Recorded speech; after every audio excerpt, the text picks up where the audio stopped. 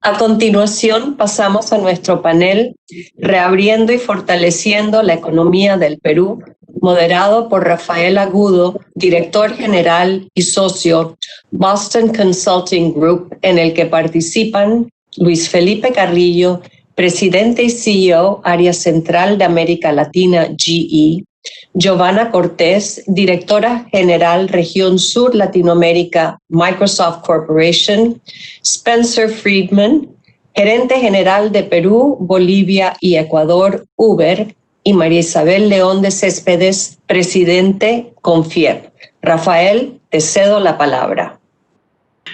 Muchas gracias, Randy. ¿Me escuchan bien? Perfectamente, Rafael.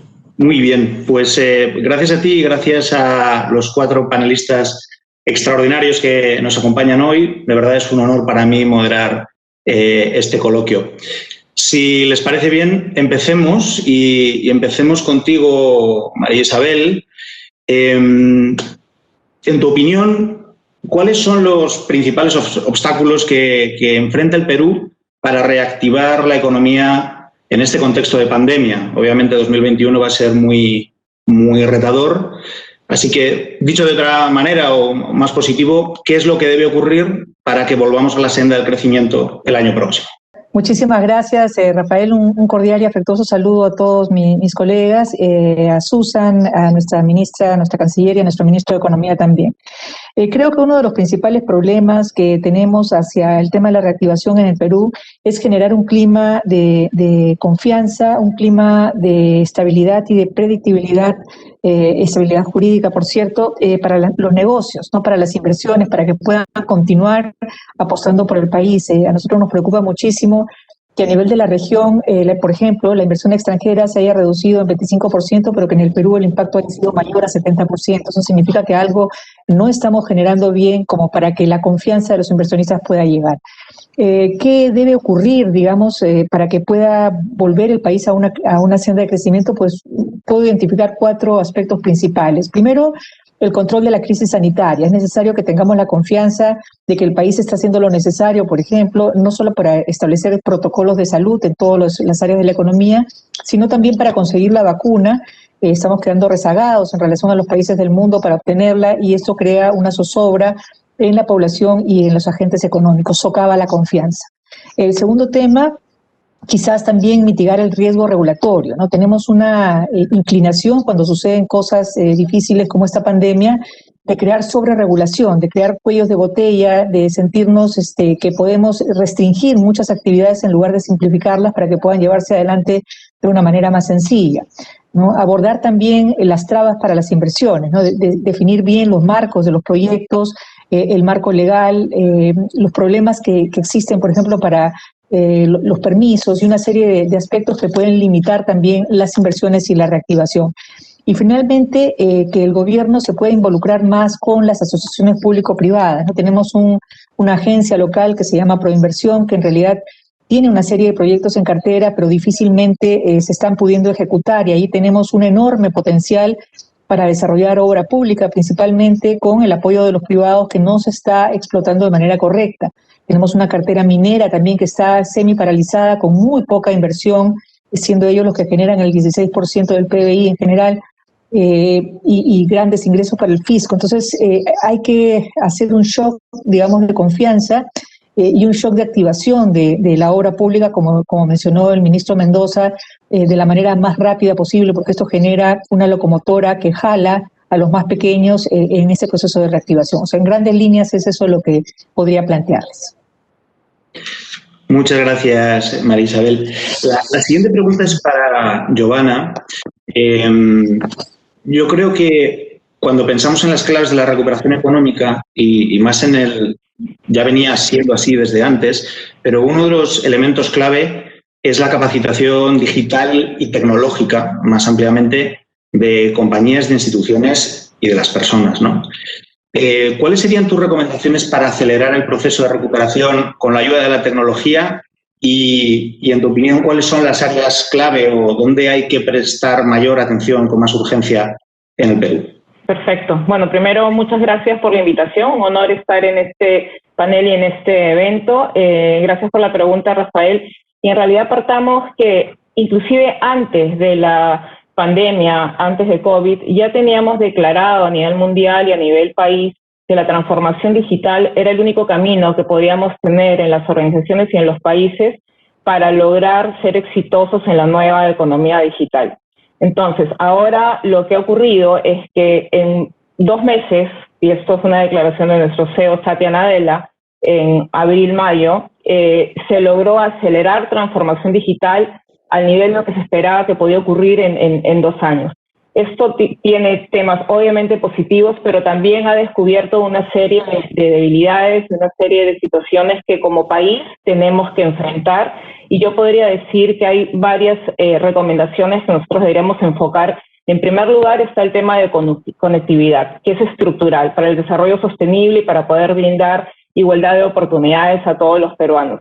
El acceso a Internet en este momento no está al 100% disponible. Hay aproximadamente 1.8 millones de hogares en las zonas rurales y solamente el 5.9% tiene acceso a Internet. Esto definitivamente tenemos que resolverlo para ser capaces de entregar una serie de servicios a los ciudadanos y poder mantener esta igualdad. Nosotros en Microsoft, y un poco haciendo eco del tipo de asociaciones público-privadas o el tipo de colaboración que se tienen que hacer en empresas privadas con el bienestar de la sociedad, en Microsoft hemos firmado un acuerdo con el operador de infraestructura móvil rural Internet para Todos, y lo que vamos a hacer es vamos a llevar conectividad rural a la sierra y selva de Perú, a 15 regiones. Esto es fundamental. El segundo aspecto que consideramos que es clave es la digitalización de las pymes. Las pymes emplean un 48% de la población económicamente activa del país, entonces tenemos que conseguir que las pymes se digitalicen. En toda esta pandemia hemos visto cómo muchas han desaparecido, han quebrado, precisamente porque no estaban preparadas para un comercio electrónico, por ejemplo.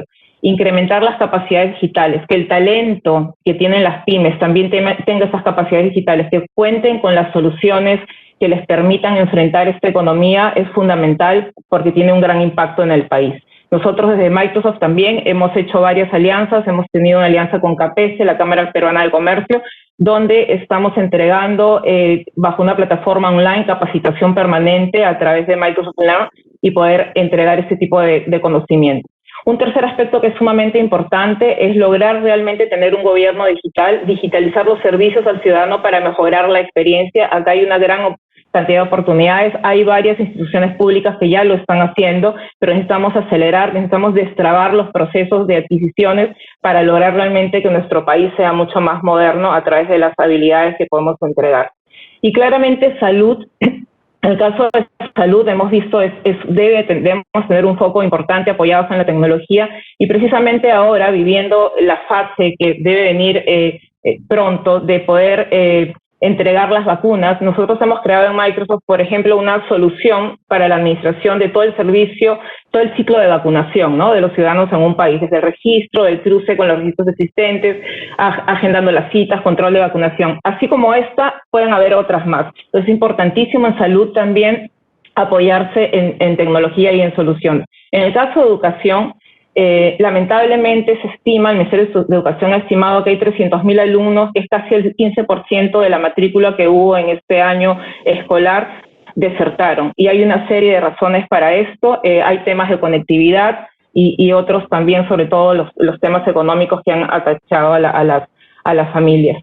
Debemos impulsar las industrias, la pesca, la minería, el agro. Claramente podemos apoyarnos en Internet de las Cosas, en inteligencia artificial, para ser capaces, a través de estas soluciones, de predecir demanda, de ser mucho más eficientes, de poder ser mucho más competitivos. Hay varios ejemplos ahí también. Y finalmente, ¿cómo logramos, y un poco viendo el video del inicio, hay 8 millones de peruanos que no tienen acceso a agua potable. Esto realmente tenemos que resolverlo. Hay una serie de soluciones tecnológicas donde se pueden trabajar en colaboración entre empresa privada y pública para poder colaborar y cerrar un poco esta brecha que es fundamental para el país. Y claramente, además, colaborar con el tema del medio ambiente, que es importantísimo para las empresas.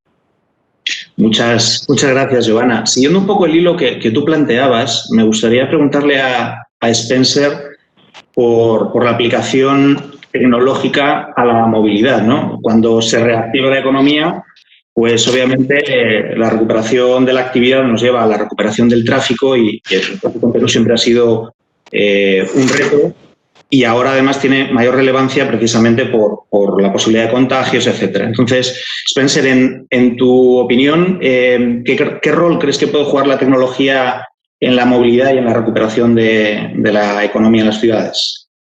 Gracias, Rafael, por tu pregunta y gracias al EACOE para organizar este evento. Voy a tomar tu pregunta en dos partes. Primero, el rol de la tecnología en términos de movilidad.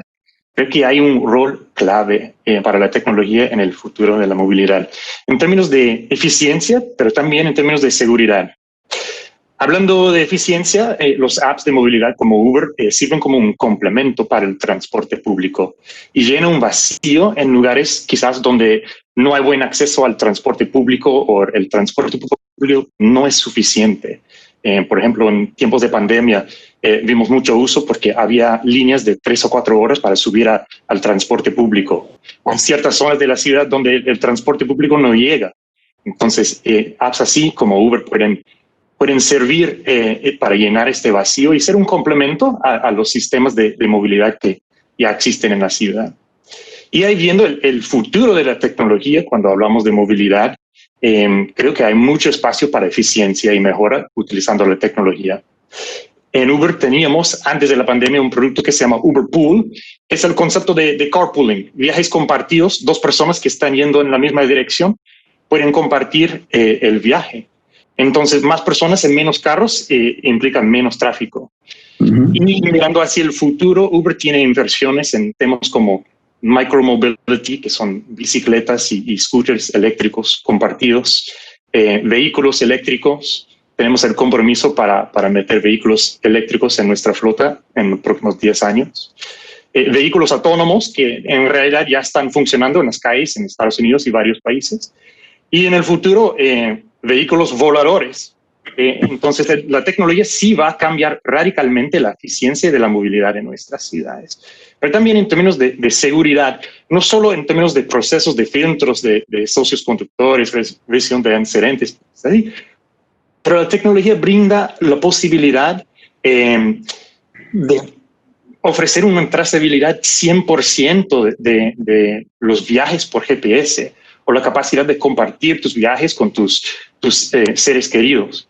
Tenemos un algoritmo que funciona monitoreando todos los viajes y si detecta una anomalía en el viaje, puede notificar al socio conductor o al usuario. Y encima de esto, hablando de seguridad en términos de COVID, en adición a la plata que hemos invertido como una empresa en cosas como máscaras y geles de alcohol, hemos implementado 9 funciones nuevas para la seguridad pensado en tiempos de COVID. Por ejemplo, una tecnología de reconocimiento facial para averiguar si el usuario o el socio conductor tiene puesta su máscara. Entonces, creo que hay un rol fundamental de la tecnología en el futuro de la movilidad. Y para cerrar, hablando de la recuperación económica, también hay otro rol importante para la tecnología. Un dato, por ejemplo, en el Perú, en los últimos 6, casi 7 años, más de 240,000 socios conductores han utilizado la plataforma de Uber para generar ganancias adicionales para ellos y sus familias.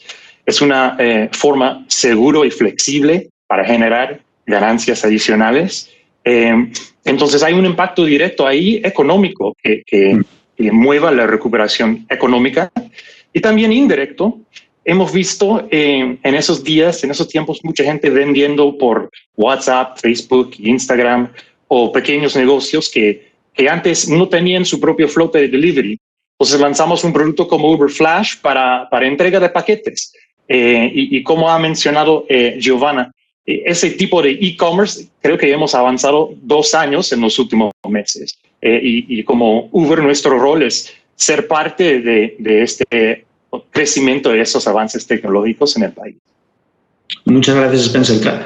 Trataremos un poco más en profundidad algunos de los temas que has mencionado después. Ahora, permíteme que le pregunte a Luis Felipe por algo no directamente relacionado con la tecnología, o no solo la tecnología, sino pensando en transformación. Y la verdad es que creo que se embarcó en una transformación, una de las nuevas que ha tenido a lo largo de su larga historia, y creo que ha habido un cambio en la cultura de la compañía, en el estilo de liderazgo. Voy a preguntar cómo eso ha ayudado a la compañía a responder en este año, sobre todo a afrontar el año. Gracias, Rafael, y muchísimas gracias al Cónsul of America por la invitación, y gracias a los panelistas por estar con ustedes. Tu pregunta es bastante interesante. Sí, GE es una compañía que tiene más de 120 años de historia y ha vivido varias transformaciones, y tuvimos, yo diría, uno de los eventos transformativos más grandes de la compañía hace un par de años. Tenemos un nuevo CEO, el primero que viene de fuera de la compañía, que nos trajo una perspectiva muy distinta a lo que estábamos haciendo. Y a tu pregunta puntual, creo que el cambio es cultural, realmente. Es un enfoque a tratar de reencontrarnos con nuestros clientes, reencontrarnos con mejores maneras de hacer negocios, enfocado en 3, yo diría, comportamientos. 1, actuar con humildad, liderar con transparencia y entregar resultados con un enfoque muy, muy preciso. Y creo que eso es una realización de nuestro CEO, de que la compañía había crecido muchísimo, era muy diversa, de alguna manera con un liderazgo demasiado amplio, con muchísimos layers a lo largo de la estructura. Entonces, cuando me preguntas qué significa para nosotros esta transformación en medio de un proceso como este, yo te diría que fue casi una gran casualidad y una gran confluencia que ocurra esto, porque conforme avanzábamos en la transformación y empezábamos a realmente cambiar el liderazgo de nuestra propia gente, a reconocer nuestros propios errores, a realmente enfocarnos en aquellas cosas que realmente hacemos bien, y realmente la compañía hoy en día tiene 4 sectores nada más: aviación, 2 en energía con renovables y turbinas de gas, y la parte de salud. Nos dimos cuenta de que había que tomar algunas decisiones un poco difíciles, ¿no? Ser muy flexibles, adaptarnos muy rápido, y en ese momento empieza la pandemia. Y yo te diría que la pandemia lo que hizo fue reforzar y acelerar algunos de esos procesos de decisión basados en la nueva cultura, y que creo que son aplicables a mucho de lo que estamos viviendo hoy en día. Lo primero es reconocer que no vamos a tener toda la información completa, ¿no? Hay que tomar acciones decisivas con la mejor información que tengamos, y que con la información ya a cierto nivel de confort, a veces hay que tomar decisiones muy difíciles. Es el caso de aviación, donde hemos anunciado que lamentablemente hemos tenido que reducir el tamaño de la compañía, dado que no se espera un rebote de ese negocio sino hasta en varios años. Entonces eso es un reconocimiento de que realmente vivimos una situación muy distinta. Al mismo tiempo hemos tenido que tomar la decisión de vender pedazos de la compañía, reconociendo también de que tenemos un nivel de deuda alto y que no está en el mejor interés de los accionistas de la compañía ni de los empleados tener una compañía que de alguna manera está premiada por problemas de deuda. Y es así que hemos dejado de ir algunas divisiones bastante valiosas de la compañía, pero que realmente tenían un mejor futuro en otro lado, y son decisiones que como equipo hemos tenido que asumir. En algunos casos, algunos consideran que eran elementos muy, muy preciados de la organización, pero son acciones decisivas que uno tiene que tomar en el momento indicado. Y alrededor de la conexión con el cliente, yo diría que nos ha servido para realmente sentarnos con los clientes y entender qué es lo que necesitan en este momento, y empezar a mirar nuestros propios procesos e identificar, con la ayuda obviamente de Lean y algunas otras procesos de mejora continua, realmente dónde estamos aportando valor y dónde no. Y ahí hemos encontrado que lamentablemente hay muchísimas áreas de la compañía donde no estábamos haciendo lo mejor por nuestros clientes. Estábamos haciendo quizás procesos que creíamos buenos para nosotros, pero que no lo son finalmente para el cliente. Si uno mira nuestra experiencia en coronavirus, hay muchas de esas cosas pasando que creo que son cosas que podemos compartir con el sector público, por ejemplo. La reacción en muchas de nuestras industrias ha estado de alguna manera amarrada por regulaciones, permisos especiales, desconocimiento en muchos casos de ambas partes de los procesos de uno y otro lado, ¿no? Yo diría que la forma de atender muchas de las emergencias a nivel técnica de servicios en industrias tan importantes como energía o salud se han visto en algún momento dilatadas por el hecho de que ni el gobierno entendía exactamente qué es lo que hace una compañía como nosotros y qué procesos tiene que seguir en el día a día, como tampoco nosotros entendíamos en algunos casos la necesidad del Estado de autorregularse y de cumplir con ciertas regulaciones paraguas. Y eso habla de la cercanía que vamos a tener que tener en el futuro, digamos, entre empresas que suministran tecnología y infraestructura con el Estado. Va a ser vital para que tengamos una mejor coordinación y que podamos llevarle realmente mayor valor a todos nuestros clientes en el futuro. Así que ha sido una experiencia sumamente interesante, aceleradora de nuestros cambios. Creo que nos vino bien, honestamente, para realmente enfocarnos en las cosas que teníamos que hacer. Un proceso muy, muy duro, va a costar varios años, pero que realmente se está viendo rápidamente los progresos debido a todo el enfoque que le hemos tenido que poner en este tiempo. Perfecto. Muchas gracias, Luis Felipe. Siguiendo con este hilo de la transformación, que la verdad es que creo que ahora mismo es algo necesario porque estamos viviendo una situación que no tenía precedentes, por lo menos desde hace muchas décadas, ¿no? Está claro que esto representa unos enormes retos para la sociedad, para las instituciones públicas y para las empresas del Perú. Lo que ocurre es que hicimos y esta pregunta es para María Isabel, hicimos hace poco un estudio en BCG que demostraba que empresas con capacidades avanzadas de transformación y empresas innovadoras realmente podían salir reforzadas de las crisis, ganando cuota, incluso ganando margen, una vez que consiguen enfrentar la crisis de una manera innovadora. Y me gustaría preguntarle a María Isabel, ¿tú cómo ves la situación en Perú? ¿Qué sectores o qué compañías pueden liderar la recuperación y salir reforzadas, si es posible, de esta crisis? Bien, bueno, pues entonces después recuperamos esta pregunta y Giovanna, al hilo de esto también, porque el caso de la transformación de Microsoft es algo que hemos estudiado mucho en BCG y cuando miramos, de hecho, vuestra transformación, hablamos de the head, the heart and the hands of a transformation. Y hablando de las manos, ¿no? Hablamos de las capacidades que son necesarias en la compañía para que la transformación se haga realidad y sea exitosa, ¿no? Te quería preguntar, pensando en la transformación de las empresas peruanas, que sí o sí pues va a ser necesaria, ¿cómo ves ese rol de las capacidades digitales en plan práctico? Es decir, la capacitación de las personas en este nuevo mundo digital que requiere pues capacidades muy diferentes a las que hemos podido tener en el pasado.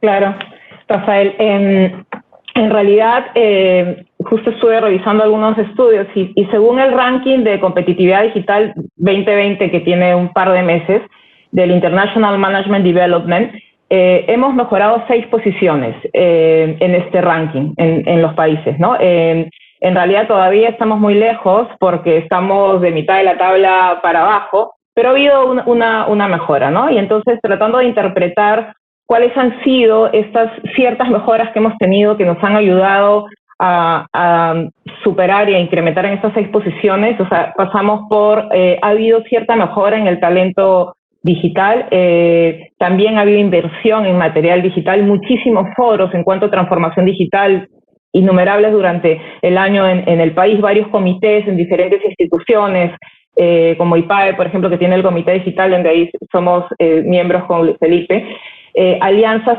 público-privadas para innovación digital. Eso es fundamental y ya lo venimos escuchando en los últimos minutos en varias intervenciones. Entonces sí ha habido ya en algunas instituciones alguna colaboración, pero todavía falta un poco más, evidentemente, el impulso al emprendimiento digital. Ahí está el tema de digitalización de las pymes. Iniciativas como Innova Perú, por ejemplo, claramente de esas tenemos que tener muchas más.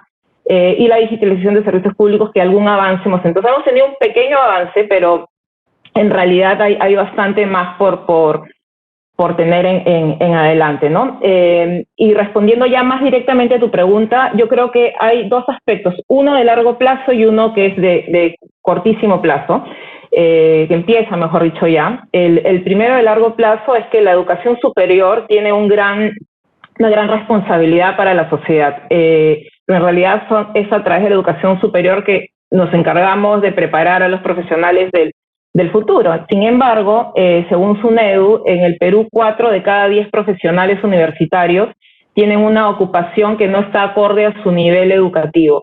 Y esto es preocupante, ¿no? En realidad hay un desencuentro entre la oferta de profesionales y la demanda por parte de los sectores públicos y privados. Entonces, aquí hay varios temas que trabajar, pues puede ser muy extenso, pero primero tendríamos que adaptar la currícula de las universidades o de los institutos superiores a los avances y a lo que realmente se necesita para hacer coincidir esta oferta y demanda de perfiles. Y la recomendación que nosotros damos es que se deben desarrollar 8 habilidades, que no son 100% digitales, pero que en esta unión de la parte digital con el tema cultural y cómo se gestiona es sumamente importante, ¿no? Entonces, estas habilidades son razonamiento analítico, capacidades de colaboración, de comunicación, creatividad, emprendimiento, habilidades sociales y emocionales y claramente todo lo que tiene que ver con STEAM, que es ciencia, tecnología, ingeniería y matemática. Entonces, en la medida que podamos tener varias iniciativas en torno a estas habilidades para mejorar la educación superior, es que vamos a lograr. También es importante cómo promovemos que más mujeres, por ejemplo, entren en las carreras STEAM. Ahí tenemos nosotros como Microsoft una iniciativa que es DigiGirls, donde el objetivo es acercar a las niñas y adolescentes a las ciencias de la computación. El otro capítulo es de corto plazo y por ejemplo, el desempleo, el tercer trimestre casi se triplicó la tasa de desempleo en Perú y llegamos a estar casi superando el 9%, ¿no? Entonces es fundamental entender hoy cuáles son esas nuevas habilidades que necesitan los empleados para mejorar su empleabilidad y para reinsertarse.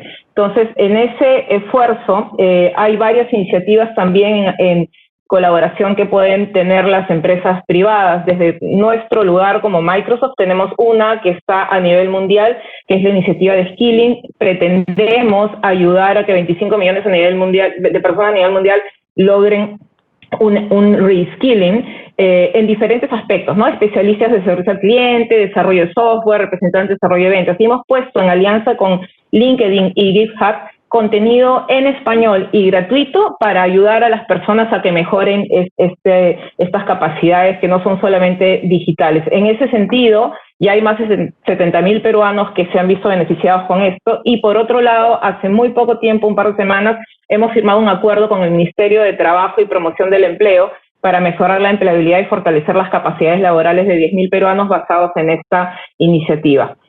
Parte de lo que como empresa privada podemos ayudar, estoy segurísima que hay muchas otras empresas que pueden colaborar también en este mismo ejercicio. Muchas gracias, Giovanna. María Isabel, no sé si has escuchado la pregunta que te hemos perdido durante un minuto, pero básicamente estábamos hablando en tu visión desde Confiep, ¿cuál creerías que son los sectores que realmente pueden liderar la recuperación incluso salir reforzados de la crisis para 2020? Disculpen el lapsus, pero el internet es muy inestable aquí donde estoy. Lo que les puedo decir es que en el Perú uno de los principales desafíos, sin duda, del futuro es concretar la transformación digital que ha mencionado Giovanna también y con quien coincido, ¿no? Del Estado y de las actividades productivas, en realidad, de todos los sectores económicos, ¿no? Son agendas que deben avanzar al mismo ritmo, la pública y la privada, ¿no? Desde el sector privado, la banca, el sector pesquero, son dos de los sectores pioneros de la transformación digital e innovación. Sin embargo, hay muchísimos otros que están rezagados, ¿no? Perdiendo competitividad en los mercados internacionales y en el potencial también de crecimiento en el mercado local. Yo creo que para que el país logre una transformación digital apropiada, se necesita contar con la infraestructura necesaria de conectividad, que es el primer paso, ¿no? Los cambios digitales más ambiciosos que se necesitan para que desarrollen, digamos, estos aspectos, es una plataforma apropiada por la cual corra la transformación digital, porque sin ella nuestro país pues tendrá poco margen para cambios significativos, ¿no? Se necesita Por ello, reducir las brechas de infraestructura de conectividad existentes y asegurar cobertura, continuidad operativa, inclusión, entre otros puntos, ¿no? La pandemia de COVID ha visibilizado ciertamente la falta de estas herramientas digitales en los mercados, teniendo que, digamos, transitar de una manera inesperada hacia un modelo de negocio que tenía como punto central el comercio electrónico. Hemos tenido que adaptarnos, ¿no? Tener resiliencia y tener esta velocidad para poder hacer ese cambio. Los servicios de salud y educación son muy sensibles a estas limitaciones de conectividad y ciertamente creo que lo primero en lo que se debe pensar es en el desarrollo y potenciamiento de esta infraestructura para que puedan correr todos los temas tecnológicos de una manera mucho más universal, si se quiere. Gracias, Marisabel. Cambiando un poco de tema o de cuestiones, me gustaría preguntarle a Spencer más con una visión de comportamiento del consumidor, ¿no? La pandemia en 2020 ha hecho que todos como consumidores hayamos cambiado nuestro comportamiento. Y de hecho hicimos un estudio pues cuando arrancó la pandemia, el BCG Consumer Sentiment, donde se veía muy claramente cambios en el comportamiento de categorías de compra, cambios en los canales, mayor uso de online, delivery, cambios en la movilidad. Entonces, quería preguntarte, Spencer, de hecho creo que en Uber habéis lanzado incluso nuevos servicios respondiendo a estos cambios de comportamiento y nuevas necesidades. ¿Cómo ves que va a evolucionar en 2021 el comportamiento consumidor? ¿Vamos a volver a lo que era antes de la pandemia? ¿Vamos a volver a 2019? ¿O ha habido cambios que han llegado para quedarse? Señor Rafael, coincido contigo que sí, hemos visto cambios del lado de consumidor bastante fuertes durante este momento de pandemia. Al principio, cuando empezamos con la inmovilización completa y obviamente después en esta nueva modalidad de la gente trabajando desde sus casas y definitivamente hay un cambio ahí. Un dato curioso, el horario durante la semana más movido para el app de Uber antes de la pandemia fue los sábados en la noche, de 10 p.m. hasta las 3 de la mañana. Gente saliendo a restaurantes, bares y discotecas y hoy en día eso no existe por temas de pandemia. Entonces, como para muchas empresas, esto ha sido un momento de tomar el famoso pivot, ¿no? Pivot de la tecnología y pensar en la innovación, que bueno, es parte de nuestro ADN en Uber porque nacimos en el crisis de 2009, en el gran crisis financiero. Entonces, la innovación es parte de nuestra alma. Y como mencionas, teníamos que innovar. Lanzamos 5 productos nuevos de movilidad desde que empezó la pandemia para la nueva realidad. No solo productos como para movilizar doctores y enfermeras en momentos de toque de queda, pero también, como mencioné, el producto como Flash, que es parte de este ecosistema de delivery. Y de hecho hemos visto 50,000 usuarios han utilizado el producto de Flash en los últimos meses para enviar paquetes o enviar regalos a sus familias, sus seres queridos. También completamos la integración con el app de Corner Shop, que es para la compra de cosas de supermercados como Wong y Vivanda y Metro y Macro. De hecho, es una empresa de Chile, emprendimiento de América Latina, y apretando un botón puedes recibir tus compras en el supermercado en 90 minutos. Y hemos visto un crecimiento fenomenal de este tipo de negocio. Entonces, sí, el comportamiento definitivamente ha cambiado y para sobrevivir, los negocios tienen que adaptar. Viendo un poco al 2021, creo que mucho va a depender de la reapertura en general de la economía y la salida de esta crisis sanitaria. Las empresas tendremos que ser rápidas y ágiles y adaptarnos a las nuevas realidades. Así vamos a encontrar el éxito. Lo que sí hemos visto desde abril y en particular desde el 1 de julio, cuando la economía empezó a reabrir, es un crecimiento mes a mes y semana a semana. En realidad, en los últimos 30 días, más de 60,000 usuarios nuevos han sumado a nuestra plataforma. Entonces, los casos de uso y el comportamiento del público va a ser un poco distinto al comienzo del año, definitivamente. Cosas como la vida social y working from home, cosas como turismo, sí creo que la recuperación va a ser un poco más lento. Pero esos cambios en términos de delivery, de envíos, de compras de supermercado, yo creo que estos cambios sí son permanentes. Esto es la nueva realidad. La tecnología ha mejorado mucho la experiencia en temas de ese tipo de compras y envíos. Entonces, creo que esto sí va a continuar en el año 21 y 22, 23 y hacia el futuro. Entonces, vamos adaptando como una empresa ágil. Todos tenemos que adaptar a la nueva realidad, innovando y ofreciendo soluciones que conformen a la nueva realidad de nuestro país. Muchas gracias, Spencer. Hablando de sectores, has mencionado unos cuantos sectores desde el lado del consumidor.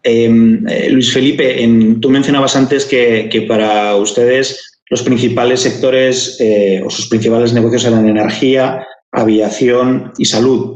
Y en particular, aviación y salud pues han sido de los más golpeados, ¿no? en 2020. ¿Cómo ves, cuáles son tus perspectivas para el año entrante en salud y en aviación?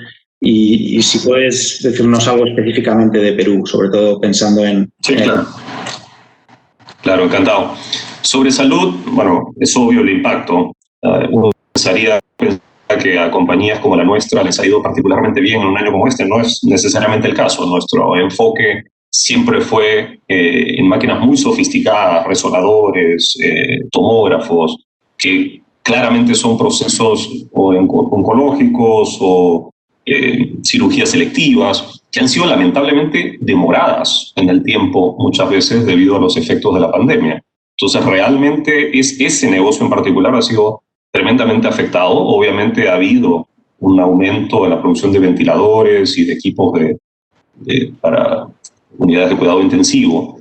Pero yo diría que sobre salud, lo más destacable en el Perú y en la región es primero el awareness, ¿no? El darnos cuenta de dónde estamos, ¿no? La realidad es que en el Perú se ha desnudado claramente que nuestra situación, si bien representa una mejora versus otros años y que progresivamente hemos estado comprando más equipos, más sofisticados, hay muchísimo por hacer. La realidad es que todavía no tenemos el mismo nivel de atención en todo el territorio, no tenemos ciertamente el volumen de camas y de unidades de cuidados intensivos, ni de equipos disponibles para muchas de estas atenciones. Y creo que eso por lo menos es una buena señal. Hay un awareness, todo el mundo se ha dado cuenta, hay ciertamente un esfuerzo del sector público por dedicar más recursos y va a haber que seguir haciendo eso. Y los privados también están acompañando ese esfuerzo en tratar de aumentar capacidades. Aquí el secreto es cómo se articula para ser lo más eficiente posible. Ahí entran muchas de las cosas que mencionó Johanna, con el tema de conexión digital. Hay muchísimo que hacer en telemedicina. Hay muchos caminos para recorrer de manera más rápida este cierre de brechas en salud. Pero soy optimista. Creo que esta foto es una foto importante y es algo que nos va a permitir ayudar a mejorar. Y hay muchísimas tecnologías que compañías como la nuestra puede desplegar entendiendo mejor cada una de estas necesidades de los gobiernos y de las instituciones específicas de un país. Y ahí es importante la comunicación. Si no comunicamos, si no podemos hacer pilotos, si no podemos tener algún tipo de investigación y research alrededor de aplicaciones específicas de los equipos, pues es sumamente difícil aportar mucho más a una economía. Ahí el problema es ver qué armas hay dentro del ambiente regulatorio para realmente hacer estos espacios donde esa colaboración sea posible, que no caigamos simplemente en una estructura de compra por licitación normal de equipos que sí, nos va a llevar a algún punto, pero que quizás hay cosas más efectivas que se pueden hacer en otro contexto. Y en el caso de aviación, el caso de aviación es obviamente muy notorio. La caída de vuelos en la mayoría del mundo fue cerca del 75%, en el caso peruano fue un cierre total durante mucho tiempo. Eso ha tenido un impacto enorme sobre nuestros clientes, las aerolíneas. Estamos en una industria donde el grueso de nuestros clientes en el mundo está con dificultades financieras, sea que abiertamente están en procesos de reestructuración o en los casos de aerolíneas estatales que han tenido que pedir ayudas enormes de sus estados. Y eso ha presentado, y lo comenté al principio, una necesidad de ajuste puntual nuestro inmediato, porque es claro que la recuperación, debido a las restricciones sanitarias, al miedo a viajar, a la no disponibilidad inmediata de una vacuna, hace que el mercado sea bastante más pequeño inicialmente y luego venga una recuperación. El mercado peruano venía creciendo a tasas muy buenas. La realidad es que las tasas de crecimiento del tráfico aéreo en Perú eran de las más altas de la región. Había obviamente cosas que hacer en términos de infraestructura, hay que hacer bastante más en términos aeroportuarios, de sistema de navegación, etcétera, para seguir creciendo, pero en un país con una geografía difícil como la nuestra, es deseable que toda esa industria crezca. ¿Qué hemos tenido que hacer nosotros ahora con este tamaño más pequeño? Es reenfocar nuestros servicios. Hemos tenido que entender lo que está pasando en nuestros clientes, ayudarlos a navegar esta situación. Nosotros estamos en el negocio tanto de alquilar aviones por el lado de capital como de ofrecer turbinas y servicios por el lado de aviación. Así que estamos doblemente expuestos a la industria y hemos tenido que tomar nuestras propias medidas, pero al mismo tiempo tratar de ayudar a que la industria tenga un futuro más adelante. Seguimos invirtiendo en tecnología. Creemos que, como todo, está dentro del marco de las grandes estrategias mundiales y la aviación no va a ser diferente, va hacia la descarbonización. Así que estamos avanzando en tecnologías híbridas, con motores eléctricos. Así que la mira de largo plazo no la hemos perdido. Creemos que es una industria boyante que va a renacer y va a tener niveles progresivos de actividad y probablemente en el 23 o 24 recuperemos el brillo del 2019. Pero es un camino duro donde va a haber que apoyar a los clientes, reenfocar nuestros servicios, adaptarnos a esa realidad y ayudar a salir adelante la industria como un todo. Muchas gracias, Luis Felipe. Lo has comentado tú un poco ahora y ha salido recurrentemente a lo largo de toda la charla, y es el concepto de colaboración, ¿no? Estamos ante uno de los retos mayores de la historia y obviamente pues vamos a tener que trabajar más juntos que nunca para poder salir. Aquí, María Isabel, me gustaría que elaborases un poco más sobre la colaboración público-privada que has mencionado antes. ¿Cuál puede ser el rol de esa colaboración del sector público y del sector privado para salir de la crisis? Y si eso puede desbloquear que venga más inversión privada y aumentar el empleo formal, después del repunte, de hecho, de la informalidad que hemos tenido este año. Claro que sí. Mira, las experiencias internacionales ponen en evidencia que la implementación de estos esquemas colaborativos públicos y privados permiten no solamente identificar las fallas de mercado y las regulaciones que, digamos, son nocivas para el desarrollo de las inversiones, sino que también contribuyen para diseñar políticas que puedan impactar de manera correcta en la productividad y competitividad de los sectores, ¿no? En un contexto como en el actual que estamos viviendo, el trabajo colaborativo es más que fundamental, y no solamente para superar este tema de pandemia, sino para diseñar todas esas políticas que se necesitan desde diferentes sectores de la economía para poder reactivar todas las actividades y recuperar los niveles que hemos tenido pre-COVID, ¿no? En ese sentido, se deben establecer agendas de trabajo colaborativas que conecten la recuperación económica con los temas sociales y objetivos de largo y corto plazo. Nosotros, te puedo comentar, desde el Consejo Empresarial de la Alianza del Pacífico, que estoy presidiendo todavía en el capítulo peruano, y en la reunión de presidentes que ha habido hace poco en Chile, en el Consejo Empresarial tuvo una participación ahí, hemos presentado a los gobiernos en esa primera cumbre un informe con propuestas de reforma institucional, ¿no?, que se basan justamente en modelos exitosos de colaboración público y privada que podemos ver tranquilamente y comparar en Australia, en Canadá, en Nueva Zelanda, ¿no?, para todo el tema de diseño de políticas públicas para infraestructura. Entonces, sí es importante este diálogo que pueda generarse con un espacio adecuado. Nosotros en el Perú tenemos, por ejemplo, en el Ministerio de Economía y Finanzas varias mesas de coordinación entre el sector público y distintos sectores de la economía, en los cuales justamente hacemos este trabajo, ¿no? Identificar todos los cuellos de botella, identificar todas las políticas que pueden generar, digamos, una promoción de la inversión y una promoción del desarrollo del país. Creo que lo fundamental en estas épocas que estamos viviendo es generar climas de confianza en los que se puedan llevar a poner sobre la mesa, digamos, las necesidades de un sector y del otro para poder lograr consensos y poder avanzar. Creo que esto es fundamental. Nosotros lo estamos trabajando, como digo, en el sector empresarial con el Estado. Hay que tratar de que sea lo más dinámico posible, que no hayan dilaciones y que se logre entender que la finalidad de estas mesas y de este diálogo es lograr una mejora en la competitividad y en el desarrollo del país. Eso es lo principal. Muchas gracias, María Isabel. Has mencionado el elemento del empleo y a mí me gustaría preguntarle a Spencer sobre esto. Creo que también has mencionado pues el trabajo, ¿no?, que ha generado Uber durante los últimos años. A mí me parece que tiene un esquema que es bastante inclusivo, o sea, genera un empleo inclusivo, formal también.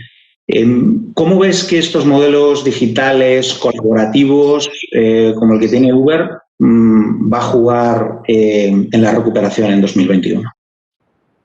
Sí, gracias por la pregunta. De hecho, Uber, como una plataforma de tecnología, genera oportunidades de ganancias adicionales para millones de personas en más de 10.000 ciudades en 69 países. Como he comentado, en los últimos 6, casi 7 años en el Perú, más de 240.000 socios conductores han utilizado el app para generar ganancias para ellos y sus familias. Si vemos en la región andina, en las últimas semanas, esto implica ganancias de más de $30 millones. Y esta plata va directo a los bolsillos de los socios conductores. Entonces, sí, el modelo de Uber y las otras apps es un modelo que funciona porque es flexible, accesible, inclusivo y es más seguro y más eficiente. Obviamente tenemos procesos muy robustos y filtros de seguridad, pero no hay requisitos de horarios mínimos. Se puede conectar 2 horas un día, 8 horas el próximo día, dejar de utilizar el app por 2 semanas, 2 meses y regresar. No hay estos requisitos. Entonces da opciones flexibles y accesibles. Yo recuerdo, yo siempre cuando tomo viajes en Uber hablo con los socios conductores. Y yo recuerdo, tomé un viaje y hablando con el socio conductor me comentó que recién había perdido su trabajo y estaba en un proceso de entrevistas con varias empresas. Trabajaba como ingeniero en una oficina anteriormente. Y estaba utilizando el app de Uber para generar ganancias adicionales para cubrir sus gastos, el colegio de sus hijos, porque justamente tenía esta flexibilidad de poder adaptar a su horario. Más de 60% de los socios conductores en nuestra plataforma en el Perú cuentan con una profesión. 87% tienen hijos. Entonces es un grupo muy diverso y todos encuentran una opción flexible y accesible e inclusivo. También tenemos la capacidad de ofrecer a través de nuestras alianzas varios descuentos y beneficios a los socios conductores, como con mi banco ofrecemos microcréditos y cuentas bancarias. A través de una alianza con Sana, los socios conductores tienen acceso a planes de salud y cubrimos 100% de los viajes con Seguro de Pacífico Seguro.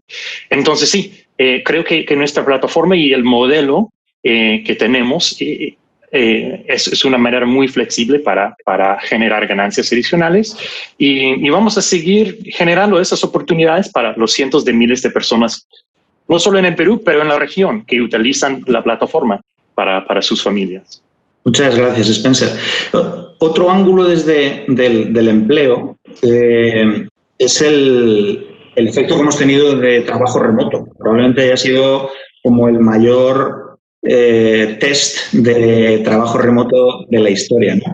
Y de hecho, en un estudio que hicimos en BCG en medio de la pandemia, lo que veíamos es que al menos el 75% de los trabajadores, el 75% de los trabajadores había trabajado 2 o más días a la semana en algún momento de la pandemia de manera remota. Y le quería preguntar a Giovanna si crees que esto se va a mantener en 2021, porque de hecho son con plataformas como la vuestra, como Teams, en fin, todos estos sistemas los que nos permiten teletrabajar. Sí, gracias, Rafael. ¿Estoy bien? Está bien. En el Perú también se presenta una situación similar, ¿no? En la actualidad hay 200.000 personas que están trabajando todavía de modo remoto, algunos están ya en un ambiente híbrido, ¿no? Es un trabajo remoto a diferencia de un teletrabajo, ¿no? Que implica que el empleador asume algunos costos ahí adicionales. Y ya son múltiples las empresas y las organizaciones que han manifestado que van a tener la modalidad híbrida cuando regresen, ¿no? Cuando se levanten algunas de las restricciones. Y de estas empresas, de estas organizaciones, el 60% ha manifestado que haría un mínimo de 3 veces por semana de trabajo remoto. Entonces, como bien mencionas, sí, definitivamente esto ha llegado para quedarse. Hay una serie de restricciones o de mejoras, de iniciativas que se tienen que dar, que tienen que dar las empresas y el país en general para lograr que esto sea una realidad sin tener algunas demoras ahí, ¿no? Y claramente hay ciertas áreas dentro de cada organización que pueden acceder para el trabajo remoto. En las áreas de administración, por ejemplo, se estima que un 63% de los puestos de trabajo en las áreas de administración pueden estar sin ningún problema en un trabajo remoto. En ventas puede llegar a ser un 30%, en servicio al cliente un 22%.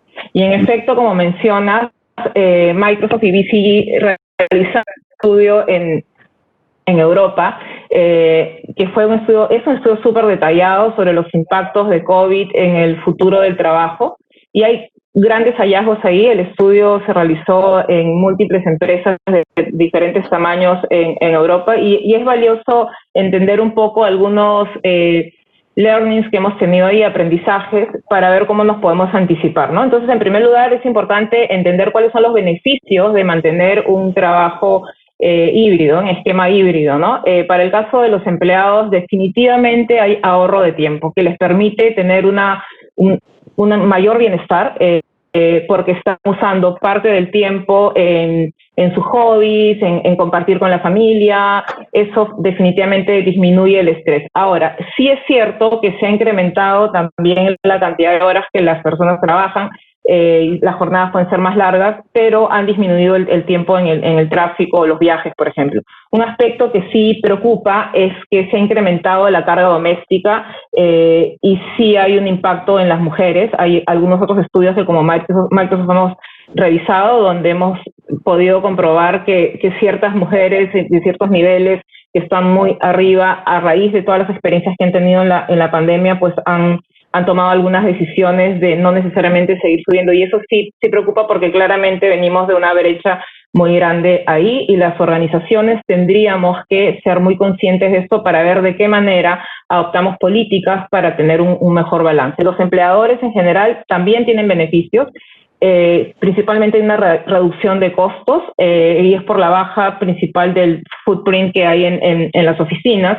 Hay un incremento en la productividad y hay retención de talento también, sobre todo para las generaciones más jóvenes que esperan tener mucha más libertad y son mucho más digitales, esperan también tener este ambiente híbrido para poder avanzar, y en general todas las personas que ya probamos ese trabajo desde casa, ¿no? Hay un impacto en la sostenibilidad también por la reducción del tránsito vehicular y de los viajes que no sean esenciales. Entonces, ante esta situación, en este estudio, el 95% de los líderes incluyen la innovación en el lugar del trabajo como uno de los principales objetivos en su proceso de transformación. Y eso es importantísimo. En Perú de repente no es el 95%, puede ser un porcentaje menor, pero todos los líderes están pensando ya cómo vamos a adoptar nuevas modalidades de trabajo y esperan que puedan ser modalidades mucho más flexibles. En Microsoft, por ejemplo, anunciamos hace pocas semanas que cuando ya regresemos a la oficina va a ser definitivamente un ambiente híbrido. Inclusive estamos dando la posibilidad a que los empleados puedan trabajar sin tener que consultarle ni siquiera a su manager el 50% de su tiempo de manera remota. Inclusive estamos entendiendo que en la diversidad e inclusión, que es parte fundamental de la cultura de Microsoft, es importante entender cuáles son las necesidades particulares que tiene cada persona, y es posible que uno no pueda necesariamente empezar a trabajar muy temprano y decida tener un horario más flexible y empezar a trabajar, no sé, 1 de la tarde y extiendo hasta la noche. Una serie de flexibilidades vamos a entregar ahí, es parte de lo que hemos anunciado como Microsoft, y así varias empresas están preparando esto, ¿no? También es importante en todo este ejercicio preguntarse si que la organización tiene la cultura adecuada para enfrentar un trabajo remoto, un trabajo híbrido. Y ahí probablemente la mayoría de las organizaciones, en lo que se ha vivido en los últimos meses, la respuesta es no, tengo que ajustar políticas, tengo que realmente lograr que mi equipo trabaje, así sea un ambiente híbrido y en remoto, que sea un equipo cohesionado, que tenga un mismo norte, que no trabaje en silos. Entonces es fundamental reforzar el tema propósito y cultura en este momento y a futuro cuando vamos a seguir trabajando en ambientes híbridos. Y por último, el tema de la tecnología, que es fundamental. Ya no se trata solamente hoy de entregar una herramienta de productividad. Eso es solamente el comienzo. En realidad, las organizaciones necesitan permitir que los empleados trabajen dentro de un sistema que esté conectado, donde puedan tener acceso a la data de sus clientes, a diferentes iniciativas, para poder complementar el trabajo con sus colegas, para que puedan tener información más rápida, fácil, ágil y puedan optimizar los procesos. Y claramente lo de entrenarse en habilidades digitales y el tema de conectividad, que lo hemos mencionado ya varias veces en este foro. Sí, la verdad es que es todo un reto y todos hemos aprendido muy aceleradamente durante este año, pero todavía nos queda aprender mucho más. Para terminar, y viendo que se nos está acabando el tiempo, yo quería pedirles a cada uno de ustedes que en 30 segundos pues hagan una reflexión de cierre sobre esto, ¿no? Sobre cómo afrontar el 2021 y cómo volver a la recuperación. Marisabel, si quieres empezar tú, por favor. Claro, encantada. Muchas gracias. Yo lo que podría decir es que ante tiempos difíciles y retos difíciles nos tocan decisiones difíciles, probablemente transformaciones difíciles. Y creo que lo principal que podemos desarrollar en esta situación difícil es la empatía, el tratar de ponernos en el zapato de los otros para poder fijar cuáles son nuestros nortes, cuáles son nuestros horizontes y cuáles son las cosas, las metas, digamos, a las que queremos arribar. Creo que estas épocas no solamente desafían a las empresas para que tengan que reinventarse en sus propósitos y en la forma como influencian a su ecosistema, digamos, donde se desarrollan, sino también tenemos que repensar las formas de trabajo, ¿no? La palabra flexibilizar muchas veces espanta, por ejemplo, a los trabajadores, a los sindicatos que ven como flexibilizar es voy a precarizar o voy a abusar de, pero no, estamos viviendo unas épocas en las que es necesario flexibilizar hasta el criterio, ¿no? Es necesario que tengamos la capacidad de ceder donde hay que ceder, ajustar donde hay que ajustar, todos en conjunto, porque esa es una situación difícil que estamos viviendo a nivel mundial y que requiere la participación conjunta de todos los actores. Esa sería mi reflexión, digamos, en pocos segundos. Muchas gracias. Gracias. Luis Felipe, la tuya. Gracias, Rafael. Yo creo que tenemos que recuperar nuestro brillo y crecer aceleradamente. Tenemos todas las condiciones como para hacerlo, pero tenemos que trabajar todos juntos. La realidad es que si cada uno va por su lado, si ninguno de nosotros entiende lo que está haciendo el otro, pues es muy difícil realmente avanzar de una manera organizada. Hay que aprovechar todo lo que tenemos hoy en día, la tecnología, la facilidad de comunicaciones, y ver cómo nos organizamos para que muchos de estos problemas que hoy nos aquejan, que serían bastante más chicos si estuviésemos creciendo a 6 o 7% anual, podamos atenderlos de la manera más rápida y eficiente posible. Muchas gracias. Spencer, tu reflexión final. Sí, mi reflexión sería que la tecnología tiene un rol fundamental en la recuperación de nuestra economía. El año 2020 nos ha enseñado que la transformación digital no es opcional. Entonces la pregunta es qué rápido y qué fácil va a llegar a nuestro país. Entonces, aunque no sabemos precisamente qué va a traer el año 2021, de nuestra parte en Uber estamos 100% listos y comprometidos para ayudar, utilizando la tecnología para continuar aportando al desarrollo y recuperación de nuestro país. Gracias, Spencer. Por último, Giovanna, por favor. Sí, a ver, puedo hacer eco de las declaraciones anteriores porque realmente creo que la colaboración que tenía que existir entre las diferentes organizaciones es un must. Pero también quiero complementar diciendo que uno de los grandes aprendizajes en esta crisis ha sido que que ninguna empresa es inmune a una crisis. Y hemos tenido una y podemos tener muchísimas adelante. Pero aquellas organizaciones que tienen fortalecidas sus capacidades digitales es las que han sido capaces de salir adelante y son las que van a ser capaces también de tener una recuperación económica. Es tiempo de reimaginarse, tiempo de reinventar los modelos de negocio, de entender si la cultura de la organización está alineada a esto y trabajar en conjunto entre sector público, academia, empresa privada para tener un mejor Perú. Muchas gracias, Giovanna. Y muchísimas gracias a todos. De verdad ha sido un gusto moderar este panel. María Isabel, Luis Felipe, Giovanna, Spencer. Creo que eso es todo por mi parte y le devuelvo la palabra a Rafael. Muchísimas gracias, Rafael, y a los panelistas. Creo que nos han dejado con opiniones muy claras de lo que hay que hacer para retomar la senda del crecimiento en el Perú el año entrante. De esta manera hemos llegado al final de nuestra conferencia. Nuevamente, muchísimas gracias a todos por su presencia y a nuestros patrocinadores por su apoyo. Esperamos verlos el año entrante en Lima y recuerden que pueden acceder a nuestra conferencia a través de nuestro website. Y sin más, les deseo a todos una feliz Navidad y un muy próspero y saludable 2021. Muchísimas gracias por su participación.